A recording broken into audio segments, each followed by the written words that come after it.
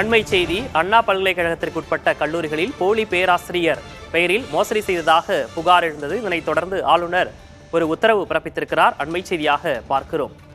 அண்ணா பல்கலைக்கழகத்திற்குட்பட்ட கல்லூரிகளில் போலி பேராசிரியர் பெயரில் மோசடி செய்ததாக புகார் எழுந்ததை தொடர்ந்து ஆளுநர் உத்தரவு பிறப்பித்திருக்கிறார். அண்மை செய்தியாக பார்க்கிறோம். இது தொடர்பான விவரங்களோடு செய்தியாளர் விக்னேஷ் முத்து இணைந்திருக்கிறார். விக்னேஷ் முத்து, அண்மையில் பேராசிரியர் முறைகேடு ஒரு பூதாகரமாக இருந்தது. இப்போ ஆளுநர் உத்தரவிட்டிருக்கிறார். என்ன அந்த உத்தரவில் என்னென்ன விஷயங்கள்லாம் இடம்பெற்றிருக்கு? விக்னேஷ், அண்ணா பல்கலைக்கழகங்களுக்கு உட்பட்ட இணை பொறியியல் கல்லூரிகளில் ஆசிரியர்கள் நியமனம் செய்வதில் மிகப்பெரிய மோசடி நடைபெற்றதை அறப்போர் இயக்கம் வெளிக்காட்டியது. இதனைத் தொடர்ந்து இந்த விவகாரம் தொடர்பாக விரிவாக பதிலளிப்பதற்கு அண்ணா பல்கலைக்கழகத்திற்கு தமிழக ஆளுநர் RN ரவி, அதே போன்று தமிழக உயர்கல்வித்துறை அமைச்சர் பொன்முடி உள்ளிட்டோர் உத்தரவை பிறப்பித்திருந்தார்கள். இதனையடுத்து அண்ணா பல்கலைக்கழகம் இந்த மோசடி தொடர்பாகவும் எந்தெந்த கல்லூரிகள் மோசடியில் ஈடுபட்டது, எத்தனை பேராசிரியர்கள் இதில் சம்பந்தப்பட்டிருக்கிறார்கள் என்பது தொடர்பான விரிவான அறிக்கையை ஆளுநர் மாளிகையிடம் நேரடியாக தற்போது சமர்ப்பித்திருக்கிறார்கள். இதனை அடுத்துதான் ஆளுநர் தற்பொழுது ஒரு உத்தரவை பிறப்பித்திருக்கிறார்.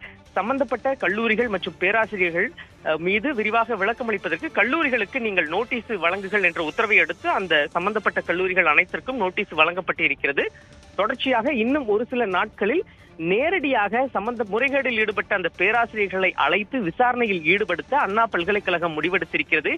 ஏற்கனவே இன்று மதியம் அண்ணா பல்கலைக்கழக துணைவேந்தர் ஒரு உத்தரவு பிறப்பித்திருந்தார். அதாவது தன்னுடைய பெயரில் பல்வேறு வாட்ஸ்அப் குழுக்கள் மூலம் பல்வேறு முறைகேடுகள் நடைபெறுவது கண்டுபிடிக்கப்பட்டிருக்கிறது. இதனால் இதனுடைய உண்மைத்தன்மையை இணை பொறியியல் கல்லூரிகள் நேரடியாக ஆய்வு செய்ய வேண்டும் என தெரிவிக்கப்பட்டிருக்கக்கூடிய நிலையில் ஆளுநரின் உத்தரவின் பேரில் முறைகேடில் ஈடுபட்ட கல்லூரிகளுக்கு தற்பொழுது அண்ணா பல்கலைக்கழகம் சார்பில் நோட்டீஸ் வழங்கப்பட்டிருக்கிறது. விக்னேஷ், விவரங்களுக்கு நன்றி விக்னேஷ் முத்து.